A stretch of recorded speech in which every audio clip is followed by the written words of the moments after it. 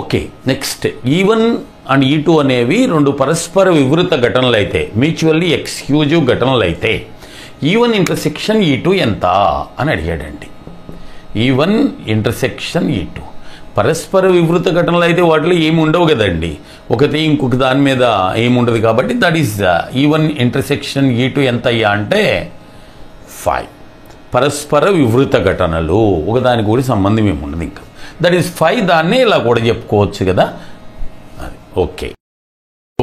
ఒక క్రమషడ్భుజిని 14.49 సెంటీమీటర్ల వ్యాసార్థం ఉన్నటువంటి వృత్తములో అంతర్లిఖించారంటండి.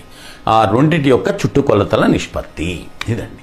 అంటే ఇలా ఒక వృత్తం ఉంటే దాంట్లో క్రమషడ్భుజిని అంతర్లిఖించారంటండి. ఇదిగో ముందు క్రమషడ్భుజి గీసుకున్నాలండి, బెటర్. దట్ ఈస్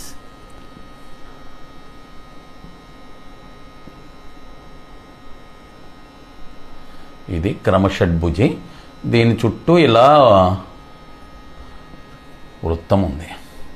సో మనకు అర్థమైందని తెలుసు అనుకోండి, డయాగ్రామ్ కూడా ఏమక్కర్లా.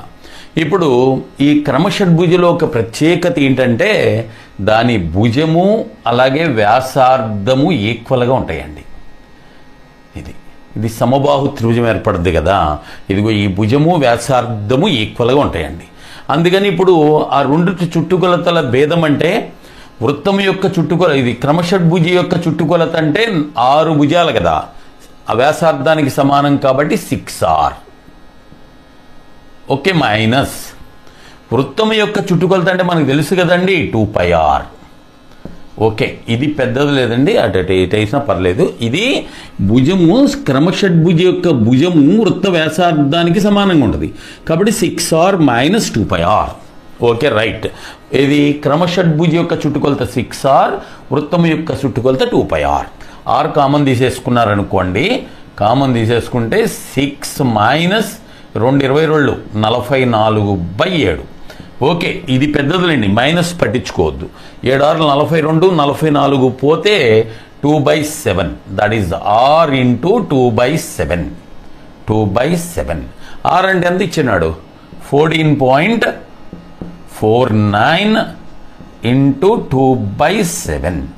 7 దీంట్లో 2.07. అప్పుడు హెచ్ వేసుకుంటే 4.14. సో దాని యొక్క ఆ రెండిటి యొక్క చుట్టుకొలతల భేదం ఎంత అయ్యా అంటే 4.14. ఓకే, నోట్ చేస్తాం. ఓకే, నెక్స్ట్ క్వశ్చన్ చూడండి. 1 + cos x + cos square x and so on. అది గుణశ్రేణి, మనకు క్లియర్గా అర్థమైపోయింది. అనంత గుణశ్రేణి కూడా ఇచ్చింది, అనంత గుణశ్రేణి. దట్ ఈజ్ ఈక్వల్ 2 అంటాడు. అంటే cos x is equal to ½ ఏగా మనకు తెలుసు. అనంత గుణశ్రేణిది ఎంత ఫార్ములా మనకు తెలుసు కదండి, a/1 - r కదండి. పోనీ ఇదిగోండి 1 + cos x + cos square x + etc 2. This is a/1 - a అంటే 1 కదండి, 1. a అంటే 1 అండి. 1/1 - cos x is equal to ఎంత? 2. ఏంటి ఫార్ములా గుర్తుందా? a/1 - r అండి. a అంటే 1/1 - r అంటే cos x. సో దీని నుంచి cos x is equal to ఎంత? 1/2 వస్తుందండి. cos x is equal to 1/2. So x ఎంత అవుద్ది? 60 డిగ్రీలు. -60 అయినా cos -60 అంటే cos 60 కదా, cos -60 అంటే ప్లస్ఏ కాబట్టి so x is equal to 60 అండి. అంటే π/3 of course, plus or minus. Plus 60 అవ్వచ్చు, -60 కావచ్చు. ఓకే,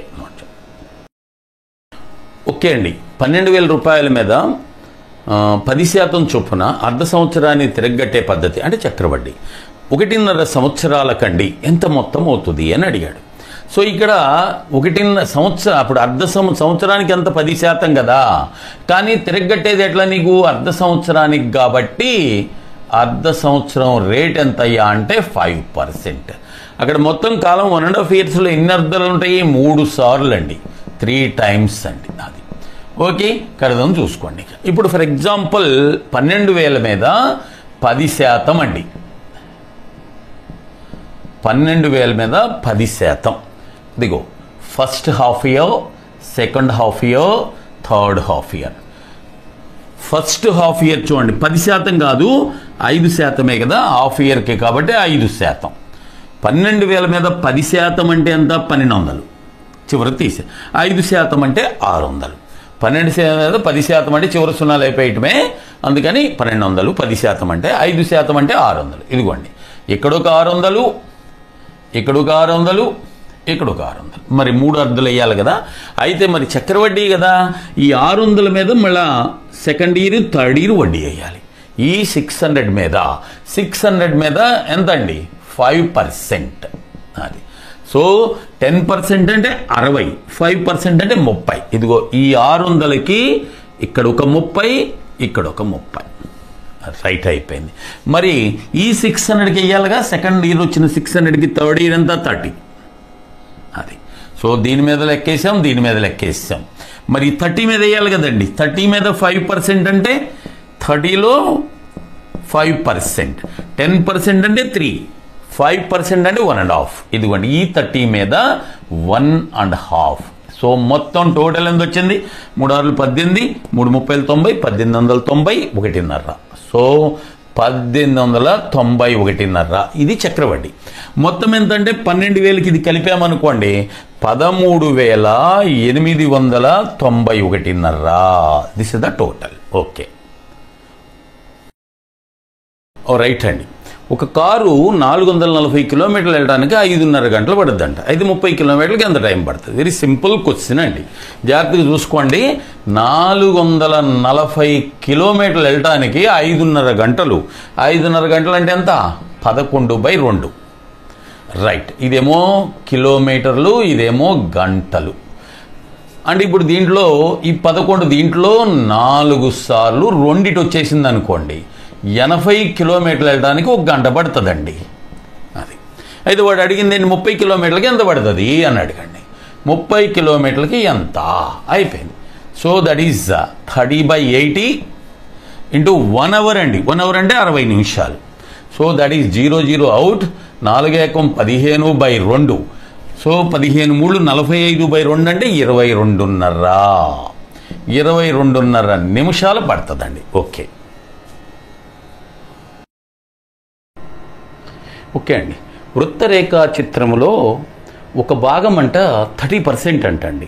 దాని యొక్క సెక్టార్ కోణం ఎంత అంటే పర్సెంటేజ్ ఇచ్చాడు, కోణంలోకి మార్చమన్నాడు, యాంగిల్ మార్చమన్నాడు. వెరీ సింపుల్ అండి. సో 30% కదా, పర్సెంటేజ్ని యాంగిల్లోకి మార్చాలంటే 30 × 18/5తో మల్టిప్లై చేస్తే చాలు. అది 5 దీంట్లో ఎన్నిసార్లు?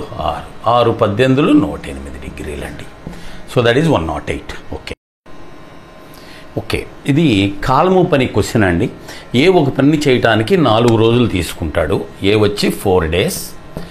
బి ఏం చేస్తాడంటే ఏకి డబుల్ టైం తీసుకుంటాడు, అంటే 8 తీసుకుంటాడు, 8 రోజులు. అలాగే సి ఎలా తీసుకుంటాడంటే బీకి ఎన్ని రోజులు పెడితే సికి అన్నే రోజులు అంట, అంటే సికి కూడా 8 రోజులు. ఇప్పుడు చూడండి ముగ్గురు కలిసి ఎన్ని రోజులు తీసుకుంటారు? ఏమక్కర్లేదు, వెరీ సింపుల్ క్వశ్చన్. ఈ క్వశ్చన్ వరకు ఇప్పుడు వీళ్ళిద్దరు వరకు వీడు 8 8 కదా, ఇద్దరు కలిస్తే 4 రోజులు అయిపోద్ది. ఇప్పుడు మొత్తం ఇదిగో 4 4 కదా, వీళ్ళు కలిస్తే ఎన్ని రోజులు అయిపోద్దండి? 2 daysలో అయిపోద్ది. ఆ పని చేయడానికి ఎంత టైం పడుతుంది అంటే 2 days. ఓకే ఓకే అండి. మనకి 2 రేఖలు ఇచ్చాడు కదా, ఒకటి 2x + y + 6 = 0 and y - 3x = 4. ఒకటి ఇదండి 2x + y + 6 = 0. రెండవది y - 3x, అది ముందు రాస్తున్నానండి, -3x + y = 4.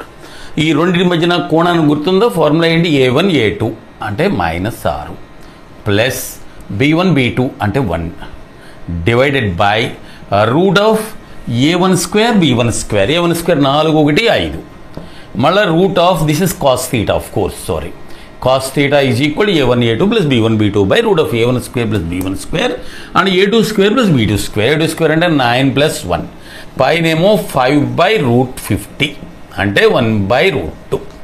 cos theta 1/√2 అంటే theta ఎంత అండి? 5/4. theta is. So next question చూడండి. y = x⁴ plus tan x. y = x⁴ plus tan x. దీనికి డెరివేటివ్ కనుక్కోమని, అంటే వై డాష్ అన్నాడు, వై డాష్ అంటే డెరివేటివే కదా, అది డెరివేటివ్ కనుక్కోమన్నాడు. సో ఎక్స్ పవర్ 4కి డెరివేటివ్ ఎంత 4 ముందుకు వచ్చేస్తుంది ఎక్స్ క్యూబ్ ప్లస్ 10xకి డెరివేటివ్ ఎంత సీకెంట్ స్క్వేర్ ఎక్స్. ఎంత సింపుల్ క్వశ్చన్. ఓకే.